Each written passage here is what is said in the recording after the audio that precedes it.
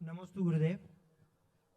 मैं अपने इस सारे मसले का जो फैक्ट्स है, आज भी हमको फीडबैक आते रहते, काफी लोगों को अभी तक क्लैरिटी नहीं है कि फैक्ट्स क्या है, हम किस लिए लड़ रहे हैं और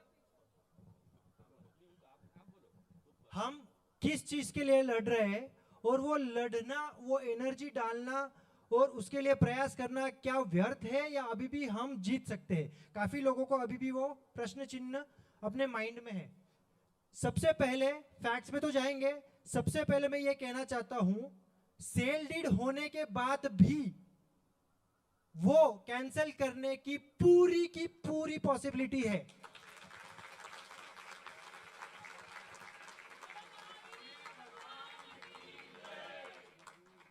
हाई कोर्ट में जो हुआ, जिसके हम लोग साक्षी थे, हम लोग कोर्ट में ही थे, उसके बारे में थोड़ा सा वर्णन करूंगा, उसमें से आप ध्यान में ले लीजिएगा।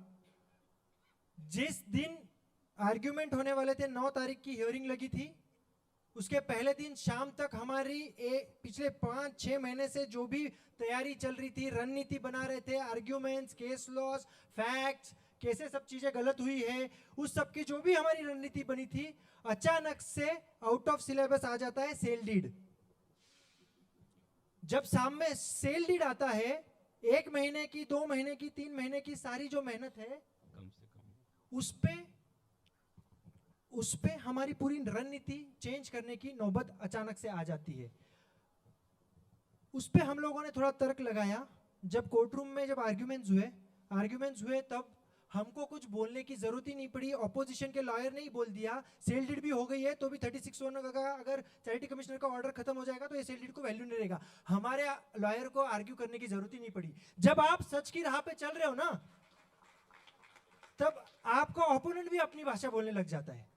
तो इतना बोल करके मैं इस लीगल केस का सारांश बताना चाहता हूं कि ये लड़ाई पूरी तरह से जिंदा है, जिंदा रहेगी और पूरी ताकत से हमको लड़ना है। अब फैक्ट्स फटाफट 1 मिनट में समझा देता हूं कि क्या गलत हुआ है, कैसे गलत हुआ है। सबसे पहला, ट्रस्ट बनी 1958 में। 1958 में ट्रस्ट बनी, पब्लिक चैरिटेबल ट्रस्ट। उसमें उस टाइम जिन्होंने भी ट्रस्ट बनाई, उन्होंने पैसा दान किया ट्रस्ट के अंदर, और ट्रस्ट में जो उन्होंने पैसा दान किया उसमें से ये जमीन खरीदी गई। जमीन खरीदने के वक्त ही ट्रस्ट के नाम पे खरीदी गई। कुछ लोग आजकल आर्ग्यूमेंट दे रहे हैं कि ये दान की हुई नहीं है, फैमिली ने खरीदी है, वगैरह वगैरह। तो ये फैक्ट तो एकदम क्लियर है। उसके बाद 1958 से लेके आज तक ट्रस्ट चलती आई। छात्रावास वैसा ही रहा।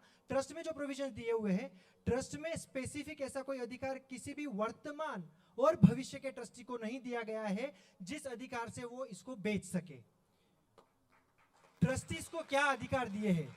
ट्रस्ट डीड इतनी क्लियर है कि ट्रस्टीज को बोला है कि ये ट्रस्ट जिस चीज के लिए बनी है, एजुकेशन, अकोमोडेशन, हॉस्टल, वो सब जो भी चैरिटेबल पर्पसेस है, उसके लिए ट्रस्ट ने काम करना है। वो काम करते वक्त अगर आर्थिक समस्या आती है, अगर पैसे की अड़चन आती है, ट्रस्ट के पास पैसा नहीं है और ऑब्जेक्ट्स कैरी नहीं होते हैं, तो 3 उसमें उपाय ट्रस्ट डीड में दिए गए। पहला, समाज के सामने, पब्लिक के सामने जाइए, उनसे डोनेशन मांगिए, उनसे डोनेशन लीजिए। अगर उससे पैसा इकट्ठा नहीं हो रहा है तो अपनी जो जगह है उसमें थोड़ी सी जगह में कमर्शियल एस्टेब्लिशमेंट, शॉप्स वगैरह ऐसा कुछ आप बनाइए और उसको किराए पे दीजिए। उसके किराए में से आपका हॉस्टल और बाकी का जो चैरिटेबल पर्पस है वो करिए।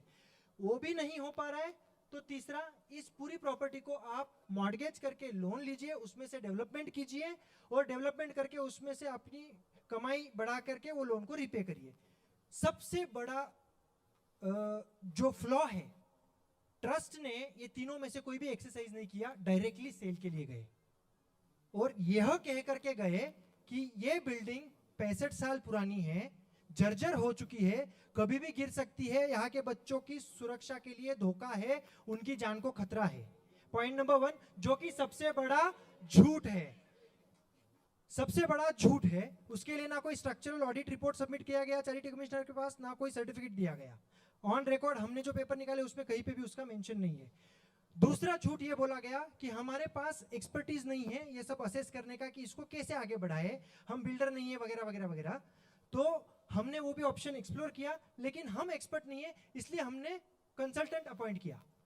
कंसल्टेंट अपॉइंट किया और हमारे पास ये सब चीज करने के लिए पैसा नहीं है, तो उसके लिए हमने बेचने का निर्णय लिया। केस प्रेजेंट की, रिपेयर, रिनोवेशन, रीडेवलपमेंट की, परमिशन मांगी, सेल की, सबसे बड़ा। अब जब बोला पैसा नहीं है, तो मार्च 2024 की जो बैलेंस शीट है ट्रस्ट की, उसमें टोटल लिक्विड फंड्स थे करीब करीब 10 करोड़। 10 करोड़ के टोटल लिक्विड फंड्स थे। 9.5 करोड़ 17 लाख की एफडी थी, जिसमें से 8 करोड़ रुपया वालचंद नगर इंडस्ट्रीज को advance for purchase of property करके डाइवर्ट हुआ पैसा। उसके बाद वालचंद नगर इंडस्ट्रीज में उसकी एंट्री दिखाई गई, unsecured loan received from trust, public charitable trust है, इसका पैसा इतने जिस बेजवाबदारी से घुमाया गया है, वो करना बिल्कुल भी गैर कानूनी है। वहां पे बात नहीं रुकी, अगले फाइनेंशियल ईयर में, मतलब मार्च 2025 में, अभी तक ट्रस्ट की बैलेंस शीट ट्रस्ट के वेबसाइट पे अपलोड हुई नहीं है, लेकिन वालचंद नगर की पब्लिक लिस्टेड कंपनी होने की वजह से उनकी एनुअल रिपोर्ट अवेलेबल है। उनके एनुअल रिपोर्ट में दिखता है 6.5 करोड़ रुपया और इस साल में ट्रस्ट से वालचंद नगर को आया है। तो पिछले 2 साल में 14.5 करोड़ रुपया ट्रस्ट का पैसा उनके फैमिली की लिस्टेड कंपनी में गया है। यह सबसे बड़ा क्रिमिनल ऑफेंस है, criminal misrepresentation of facts, criminal breach of trust, समाज को अंधेरे में रखना, नैरेटिव, झूठे नैरेटिव फैलाना कि ये प्राइवेट ट्रस्ट है, फैमिली की ट्रस्ट है, फैमिली की मालकी है, फैमिली जो चाहे डिसीजन ले सकती है, ये सारा झूठ है, कानूनी तरीके से झूठ है। ये इस पे ही बात नहीं रुकती है। उसके बाद जिस तरह से गतिविधियां हुई, जैसे ही प्रोटेस्ट शुरू हुआ, जैसे ही हाईकोर्ट में पिटीशन फाइल हुआ, पता चला, उसके बाद सामने से जितने 4 रिस्पोंडेंट्स है, पेटिशनर कौन है? एसोसिएशन ऑफ एसएचएनडी हॉस्टल एल्यूमनाई, मतलब माजी विद्यार्थी संगठन इस हॉस्टल की, जिसमें आज तक के सारे विद्यार्थी मेंबर बन सकते हैं और बने हुए हैं। इसके ओपोनेंट्स है, मतलब रिस्पोंडेंट्स है, first charity commissioner, second trust, third builder जिनको बेचा गया है, और fourth state of Maharashtra.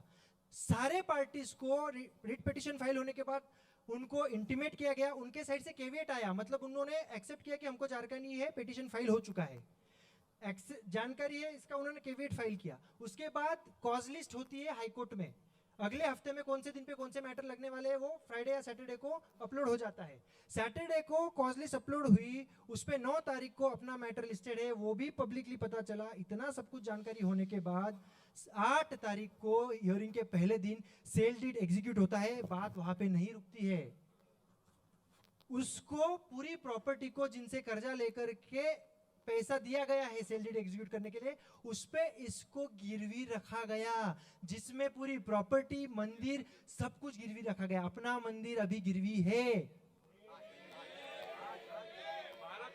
Bharat में पहली बार हुआ विश्व में। ये ऐसा केस हमने पहले कभी देखा नहीं। सीक्वेंस ऑफ इवेंट्स अगर देखे, डेट्स अगर देखे, तो इतना, मतलब स्कूल जाते बच्चे को भी अपन डेट बताए, इस डेट पे ये हुआ, इतने बजे ये हुआ, उसके बाद ये हुआ, वो भी बोल देगा कि ये सब कुछ बनाया हुआ है, बैक डेटेड हुआ है या कुछ हुआ है। 8-9 तारीख की हियरिंग में सामने की ऑपोजिशन पार्टी से एक रिप्लाई फाइल होता है, अपने को कोर्ट रूम में आकर के उसकी कॉपी दी जाती है। उस पे डेट है 7 तारीख, 7 तारीख को रिप्लाई बनाया गया है, कोई उल्लेख नहीं है, और 8 तारीख को सेल डीड होती है।